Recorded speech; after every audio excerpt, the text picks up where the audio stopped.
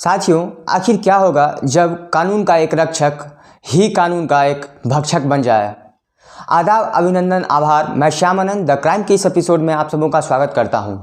साथियों, यह सच्ची घटना है उत्तर प्रदेश की, जहां एक दिन एक लड़की अपने घर में नहा रही होती है और दो चार लफंगे आते हैं और जहां वह नहा रही थी वहां की वह वीडियो बना लेते हैं।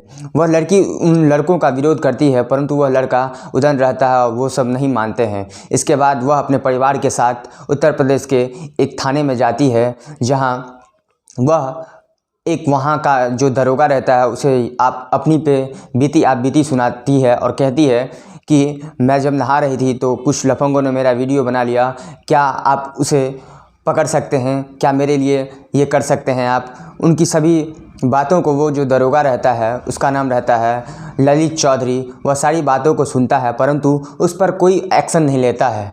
इस कारण वो लड़की समाज में खुद को समझती थी कि मैं मुंह दिखाने लायक नहीं हूं और एक दिन वह आत्महत्या कर लेती है। इसके बाद ललित चौधरी का खूब विरोध होता है और वह अपनी ट्रांसफ़र कहीं और करवा लेता है। इसके बाद कुछ समय के पश्चात ललित चौधरी जब दूसरी जगह रहता है तो वहां एक पुलिस कांस्टेबल रहती है, एक लड़की ही जिसकी शादी अभी नहीं हुई थी। वह वहाँ पे रेडियो का काम करती है, अर्थात वह भी एक कांस्टेबल है। और एक दिन मुलाकात ललित चौधरी से उस पुलिस कांस्टेबल की होती है और ललित चौधरी बताता है कि तुम कहाँ रहती हो, तो वो बोलती है कि मैं अलीगढ़ की रहने वाली हूँ। और ललित चौधरी बोलता है, वाह, क्या वाकई बहुत बढ़िया, क्योंकि मेरा भी जो ननिहाल है वह अलीगढ़ में ही पड़ता है। इसके साथ साथ साथियों, एक चीज़ ऐसा है कि जब आप घर से बाहर रह रहे होते हैं, अर्थात किसी प्रदेश में रह रहे होते हैं, तो आपके घर के बगल का आदमी ना हो, परंतु अगर एक दो गांव या कस्बों के बाद भी रहने वाला आदमी आपको मिल जाए तो आपको लगेगी कि यह मेरे लिए अच्छी बात है, क्योंकि मेरे गांव, मेरे शहर और कस्बे का लोग जो है वह मेरे साथ आ चुका है। इससे आपको अपनी बातें शेयर करने में आपको अच्छा लगेगा। धीरे धीरे क्या होता है, तो एक दिन पुलिस कांस्टेबल जो रहती है वह जा रही होती है अपने क्वार्टर में, परंतु वह ऐसा जो दरोगा रहता है ललित चौधरी, वह बोलता है कि चलो मैं तुम्हारे क्वार्टर तक छोड़ देता हूं, और गाड़ी में उससे बहुत सारी बातें करने की कोशिश करता है। दिन ब दिन बीतते जाता है। एक दिन आलम ऐसा होता है कि इन लोगों में संबंध इतनी नज़दीक चली जाती है कि वह दरोगा जो रहता है ललित चौधरी, वह अपने रूम पे उसे लेके जाता है और उसके साथ शारीरिक संबंध बनाता है, जबकि वह विरोध करती है कि नहीं, मुझे ये सब नहीं करना है, परंतु एज ए सीनियर होने के नाते वह उसे कन्विंस कर लेता है और वह शारीरिक संबंध बनाता है। यह सिलसिला लगातार चलते रहता है और एक दिन जो वह रहती है कांस्टेबल, महिला कांस्टेबल, उसे पेट में दर्द होता है और जब वह अल्ट्रासाउंड करवाने जाती है तो उसे पता चलता है कि फ़िलहाल वह प्रेग्नेंट हो चुकी है। जब यह बात दरोगा को पता चलता है, ललित चौधरी को, तो वह बोलता है कि इतनी जल्दी अभी तो शादी वादी नहीं कर सकते, अभी हम इसका अबॉर्शन करवा देते हैं। और वह बहुत सारी दवाइयाँ देके उसका जो कांस्टेबल रहती है उसका अबॉर्शन करवा दिया जाता है। सिलसिला कुछ दिनों के पश्चात फिर यहीं स्टार्ट होता है और वह फिर से शारीरिक संबंध दोनों बनाने लगते हैं। इसी बीच में एक दिन क्या होता है कि ललित चौधरी का फ़ोन जो पुलिस कांस्टेबल रहती है उसके हाथ लगती है और उस पर एक फ़ोन आता है। उधर से भी एक लेडीज़ ही रहती है। जब यह दोनों बात करती है आपस में, तो इसे पुलिस कांस्टेबल जो रहती है उसे पता चल जाता है कि यह इसकी बीवी है। यह अपनी आप बीती उस पर बताना भी चाहती है, लेकिन जो दरोगा की जो बीवी रहती है वह नहीं सुनती है।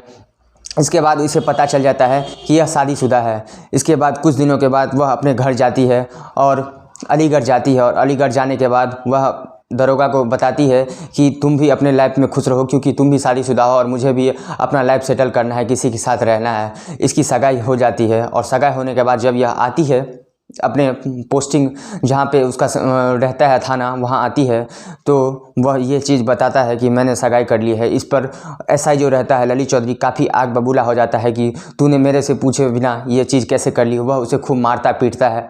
इस क्रम में मारने पीटने के बाद भी फिर से पुनः दो बार अबॉर्शन करवाने के बाद तीसरी बार फिर से वह एक दूसरे के साथ शारीरिक संबंध बनाते हैं और तीसरी बार वह पुनः प्रेग्नेंट हो जाती है।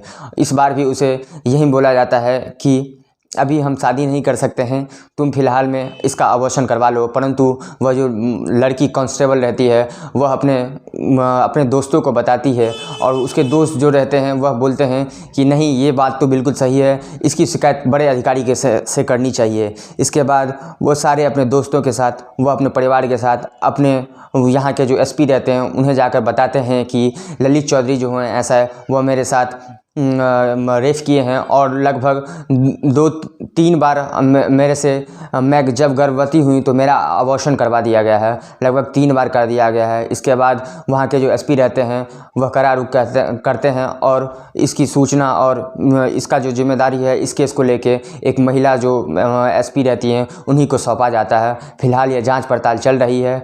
ललित चौधरी की पत्नी, उसका भाई और ललित चौधरी पे निगरानी रखी जा रही है, छानबीन की जा रही है, इस केस की छानबीन की जा रही है।